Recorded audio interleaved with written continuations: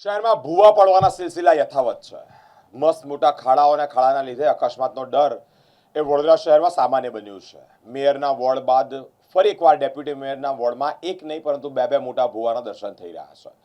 તંત્રની નિષ્કાળજી, તંત્રની ઘોર બેદરકારી પણ સામે આવી છે કે જ્યાં પ્રી મોન્સૂનની કામગીરીમાં રોડ રસ્તામાં ક્યાંક ને ક્યાંક હલકી ગુણવત્તાવાળું કામ, અને એ જ અત્યારે એ નમૂનો અત્યારે સાચો અને સામે આવ્યો છે કે ડેપ્યુટી મેયરના વોર્ડમાં બે ભૂવા પડ્યા છે.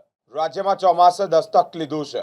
ચોમાસે દસ્તક લીધું હોય પરંતુ વડોદરા શહેરમાં જેવો જોઈએ એવો વરસાદ નથી પડી રહ્યો. દિવસે ને દિવસે શહેરના અલગ અલગ રાજમાર્ગો પર ભૂવા પડવાના સિલસિલા યથાવત છે.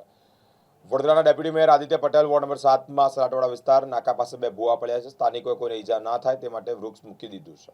સ્થાનિકોએ જણાવ્યું હતું કે 12 માસ અહીંયા ભૂવા પડે છે. કોન્ટ્રાક્ટરના અધિકારીઓની મિલીભગતને કારણે, તેઓની ટકાવારીને કારણે આવા પ્રકારની હલકી ગુણવત્તાવાળા કામ થઈ રહ્યા છે. સામાજિક કાર્યકર પણ અહીંયા આવી પહોંચ્યા છે.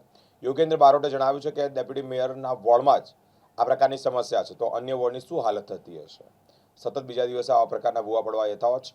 વડોદરા મહાનગરપાલિકાનું તંત્ર આ બેદરકારી દાખવનાર કોન્ટ્રાક્ટર સામે કયા પ્રકારના એક્શન લે છે તે હવે જોવું રહ્યું. વડોદરા શહેરની અંદર હવે ભૂવા પડવાની શરૂઆત થઈ ગઈ છે. ચોમાસું આડે આવી રહ્યું છે ત્યારે ચોમાસુના જે દિવસો છે એ ચાલુ થઈ ગયા છે. ત્યારે બે પ્રકારના વડોદરા શહેરની અંદર ભૂવા હોય છે. એક માતાજીના ભૂવા જે દાણા નાખીને લોકોનું સારું કરતા હોય છે, અને બીજા કરપ્શનના ભૂવા. આ વડોદરા શહેરની અંદર કરપ્શનના ભૂવા ઠેર ઠેર જગ્યા પર પડી રહ્યા છે. લોકોને જાનમાલનું નુકસાન ના થાય તેનું ધ્યાન દરેક કોર્પોરેશનના અધિકારીઓએ રાખવું જોઈએ, નેતાઓએ રાખવું જોઈએ. પરંતુ દરેક જગ્યા પર અત્યારે ભૂવા પડી રહ્યા છે. ત્યારે એસએસજી હોસ્પિટલની બિલકુલ પાસે આવેલા પેટ્રોલ પંપ પાસે શિવાજી જે ચોક છે તેની પાસે અહીંયા ભૂવો પડ્યો છે.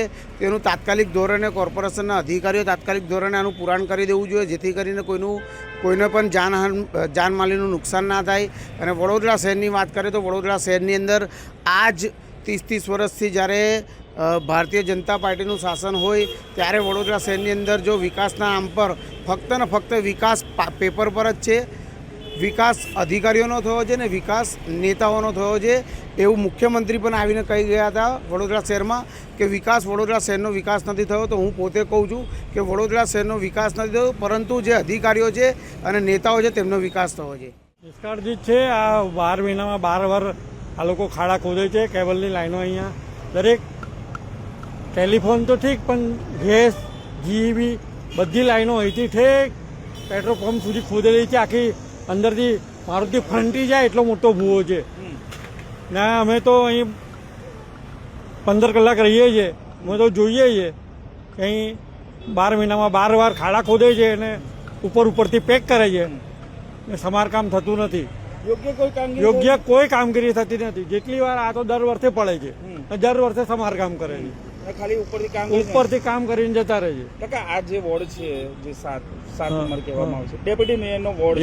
યસ. તો હવે આ જો ડેપ્યુટી મેયરના વોર્ડમાં આવું થતું હોય તો પછી અન્ય વોર્ડની શું હાલત થતી? બહુ ખરાબ હાલત થાય. આ તો નવા છે અત્યારે, પણ જે જૂના છે એમણે તો કઈ શું કામ જ નથી કર્યું. આ તો હજુ આ લોકો તો નવી ટીમ છે એટલે હજુ કામગીરી શરૂઆત કરી છે. બાકી જે જૂના છે એમણે તો કશું કામ જ નથી કર્યું. માનો છો કે હવે આ કોન્ટ્રાક્ટરો જે આ પ્રકારે આડેધડ કામ કરી જાય છે તેની મિલીભગતમાં કામ કરે છે. કોન્ટ્રાક્ટરો જોડે આ સરકાર મિલીભગતમાં જ કામ કરે છે. ટકાવારી હોય ને 100%, 1000%. હવે શું થવું જોઈએ, શું માનો છો? પરફેક્ટ કામ કરવું જોઈએ. નવી સરકાર આવી, નવું બોર્ડ બેઠું છે, એમને સારી કામગીરી કરવી જોઈએ. અમે ઈચ્છીએ છીએ કે ડેપ્યુટી મેયર સારું કામ કરશે આ વોર્ડમાં. આ કાયમ માટે આ ભૂવા ના પડે એવી કામગીરી કરાવશે. તમારી દુકાન છે, ગ્રાહકોને કેટલી તકલીફ પડી રહી? બહુ તકલીફ પડે છે. પાણી ભરાઈ જાય છે અમારે તો. એક જ ઝાપટામાં પાણી ભરાઈ જાય છે. 2 સ્ટેપ 3 સ્ટેપ ડૂબી જાય છે અમારે. હજુ તો વરસાદ બરાબર પડ્યો નથી એમાં પણ વરસાદ પડ્યો નથી એ પહેલા તો આ ભૂવા પડવાનું ચાલુ છે. વરસાદ પડશે તો શું હાલત થશે?